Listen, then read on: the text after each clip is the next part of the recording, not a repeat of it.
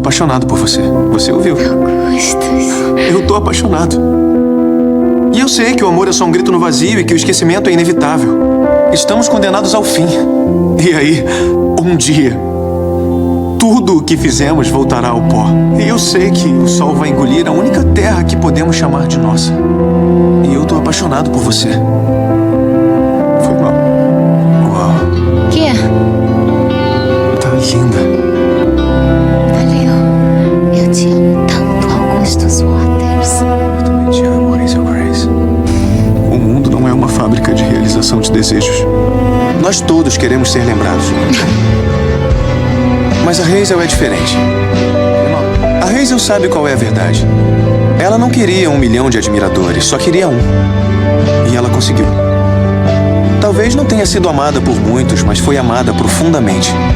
E isso é mais do que a maioria de nós consegue.